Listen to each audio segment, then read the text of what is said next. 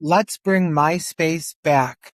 We don't have to accept the internet they built for us. This is the Unveiled Mind with Jacquelyn Cuyler, plus-size yoga teacher, addiction therapist, meditator, healer, transgendered person, as well as a transgender activist. And today, we're going to talk about going in a different direction.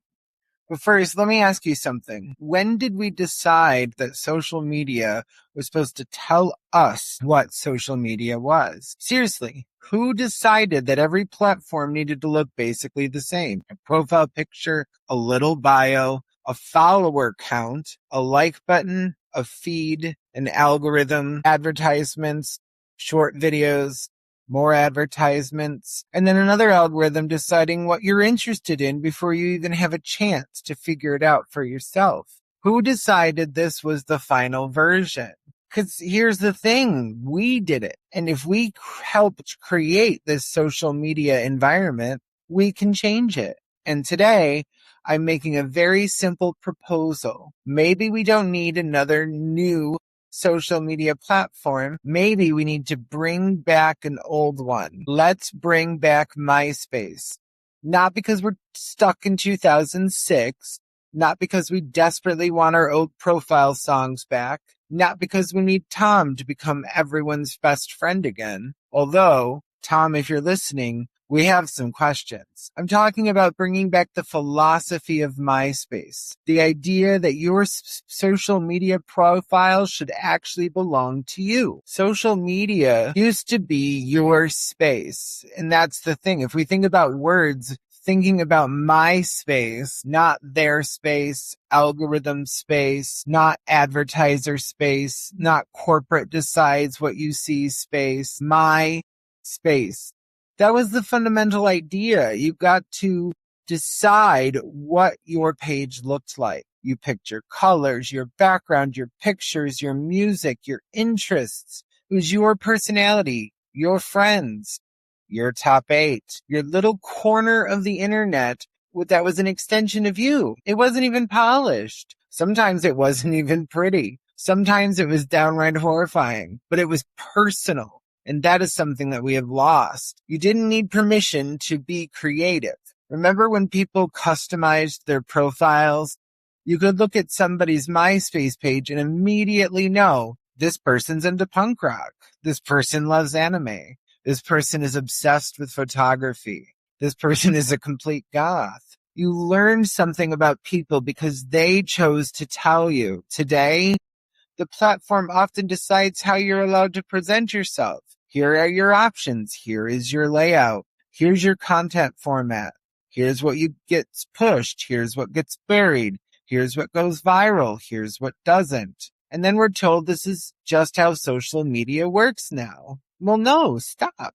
That's exactly the mentality that we want to challenge. And many of us, I'm not alone. I've had this idea for a few weeks, and then I saw some stuff on the news that was talking about the founders revamping it and moving it away because it still exists. It is, from my understanding, when I poked around the other day at starting up a new one, it's very much for art and music and those types of things. But all of the other basics are still there and the customization. And so if a bunch of us flocked over, the ones that are going to follow are the advertisers. And then we've already set foot at this is our control center. This is our place. And so we decide very vocally and openly what and how this changes because we have the power to say no. Here's the uncomfortable truth. Corporations are not only people with power over social media, we have power too.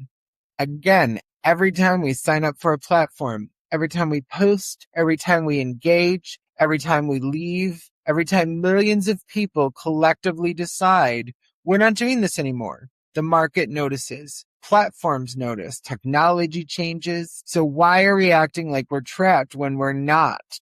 We're users. And users have something incredibly valuable, choice. If enough people say, I don't want social media experience controlled entirely by an algorithm, guess what?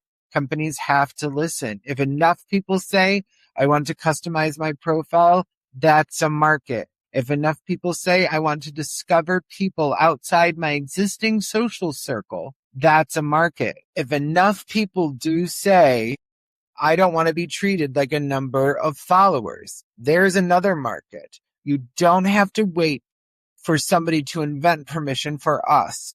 We can demand better. But why MySpace? Because MySpace had something incredibly important. It understood that social media wasn't supposed to be a television channel. It was supposed to be a place where people met. That's the difference. Think about what happens when you visit someone's profile. You are, again, actually able to explore them. You can see all of the different aspects of what makes this person tick. And it's harder, especially over time, as we don't want to, if they stay the same, it shows, okay, that person may not be growing as a person, or they're just kind of really hyper focused on one way. And that's not necessarily a bad thing. But if we're looking for something different, or maybe there's a group of people who are hyper focused all on the same thing, and that's the extent of, I guess, their interests, not their personality, but their interests, that's okay too. But you get to see all that, and you get to make the choices, and you can see what people can write. And the biggest difference that I can remember doing is really, it started me off believing I could be a writer. MySpace inspired me to write my first book. My first book was actually printouts of probably a year and a half worth of MySpace posts, journal articles, things like that, combined them all together with some coherency that I saw at the time, but it was birthed out of MySpace. And so modern social media has made us too comfortable, and we don't want to move out of it. And here's where I want to push even further. Modern social media has become incredibly good at giving us what we already want. You like something, here's more. You watch something, here's 20 more things like it. You agree with an opinion, here's an entire community that agrees with you. And eventually you've built a little social media bubble, a perfectly customized digital room where everyone sounds like you, everyone thinks like you, everyone argues about the same things, and everyone gets angry at the same people. That's not necessarily social connection. That's social isolation with Wi-Fi. Just think about it. You can have thousands of followers and interact with almost nobody outside your little digital cell. We need to bring back discovery. Imagine a modern MySpace. You log in, you build your profile, but instead of an algorithm deciding everything you're going to see, you can explore.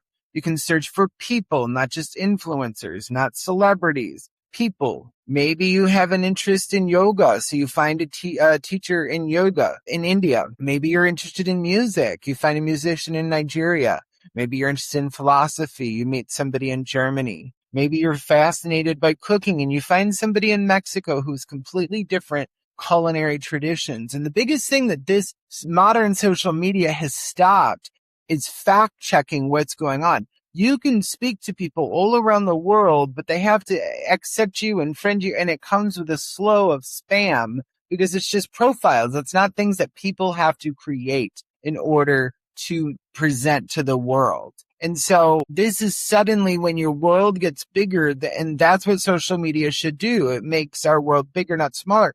And when we don't have the ability to fact check people, when we hear there's protests here, dissidents here, and what's going on. And I've talked to my friends in Morocco on Facebook because I am that person who will slow through lots of the spam and find the real people that are there. And so it's really kind of all about those things. And when there was some folks, from Morocco that were heading into a different country, and I don't want to make this show about politics in this moment, it normally is, so we're not going to talk about it, but I was able to, through conversation, communicate and say, hey, is this a real thing? And I got the real story, what was really going on, and it made the world less scary. And your profile should tell your story. Imagine if we brought back the idea that your profile was a digital home. You chose the wallpaper, you chose the music, you chose the colors, you chose what information you share. You share what decide your profile is serious or not. You can be funny, political, spiritual, artistic, sexy, academic,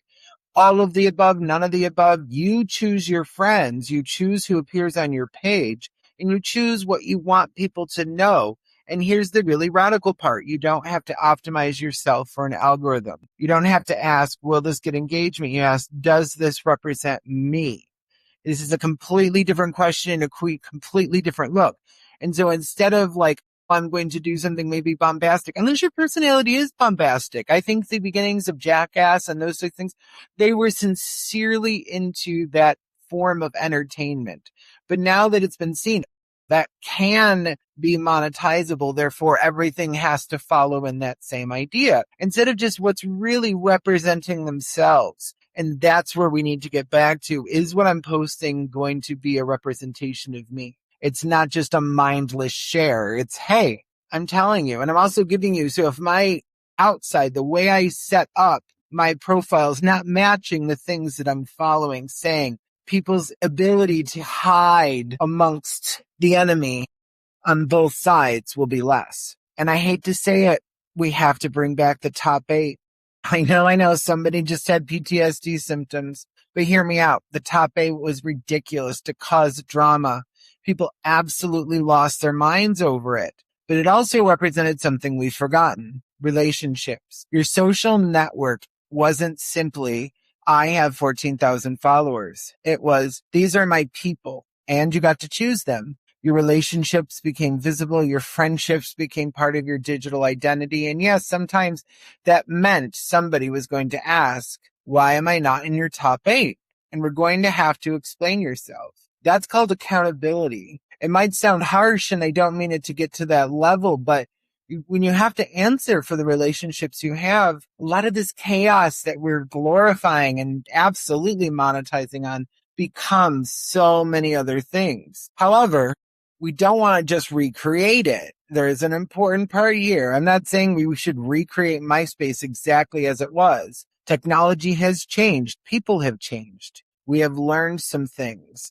So let's take the best parts of modern social media and combine them with parts of old school MySpace. Give us that private messaging, video, live streaming, groups, events, stories, photo sharing, accessibility tools, mobile apps, modern security, and very strong privacy controls. Absolutely. Take the good stuff, but let's also bring back customization, discovery, personal profiles, control, choice, human connection, and most importantly, the ability to wander. Let people wander again. I think one of the most beautiful things that the old internet was getting lost. You clicked on someone's profile, then you clicked on one of their friends, then somebody else, then somebody else. Suddenly you're reading about a musician from another country at 2 a.m. You have no idea how you got there, and that's exactly why you stayed. You discovered something. Today, the algorithm wants to know exactly where you're going. It wants to predict you. It wants to anticipate you. It wants to keep you inside a predictable behavioral loop. But human beings aren't supposed to be predictable. We're curious, we're strange, we're complicated, we're contradictory, and sometimes we need to encounter something we didn't ask for. So to my listeners and to whoever might happen past onto this show, I am asking you to sit around and not complain about social media. I'm asking you to do something. Talk about MySpace. Search for MySpace. Create an account on the platform. Tell your friends. Talk about whatever you want from it. Tell developers what you want modern social media to become. If you Google it, there are multiple articles that are fairly recent where the owners have been talking about revamping it. And not for nothing, I am jumping on that bandwagon and jumping on that wave. By the end of this week, both myself, Jacquelyn Cuyler, and the Unveiled Mind will be findable on another platform known as Myspace. So what I want you to do is find me, connect with me. And we don't want another platform that tells us, here's what you're interested in. We want, show us who you really are. We don't want, here's your algorithm. We want, here's your space. We don't want, here's what everybody else is watching. We want, go meet somebody. This isn't about going backwards. And that's the biggest misconception. Wanting MySpace back isn't necessarily nostalgia. It's not things were better back then, because plenty of things weren't. It's about looking to something from the past and saying, there was something here that we lost. And that taking that idea and making it better, that's progress. Progress isn't blindly accepting every new thing because somebody tells you this is the future. Sometimes progress means looking at the future and saying, actually, let's talk about that and take a step back. As I said at the beginning, we don't have to accept the internet that we've been given. So the challenge is to stop saying that's just what social media is. No, that's how this version of social media is. And we are allowed to want something different. We're allowed to say, I want customization. I want privacy. I want discovery as well. I'd like to really connect back with real digital and in-person friendships. I want to meet people outside my bubble. I want to control my profile.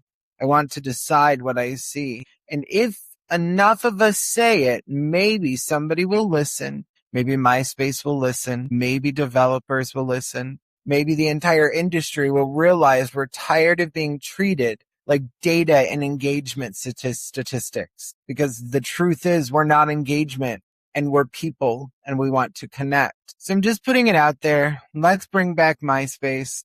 Not exactly as it was, but better. Let's take everything we've learned from the 2 decades of social media and build something that actually gives people control. Let's take modern technology and give it an old school soul. Let's give people profiles that actually make their own. Let's give people the ability to discover strangers from around the world. Let's give people communities without forcing them into bubbles. Let's give algorithms they control or turn off. Let's remember this is MySpace, because maybe the most rebellious thing we can do in 2026 is to decide that we don't have to accept what people keep giving us. Even if you don't share this podcast, share your ideas, post about it, steal these. I do not own the rights or the concept of moving to MySpace. Allow this to become a conversation worth winning and going through. So let's bring back MySpace. Now, somebody find Tom. We have work to do.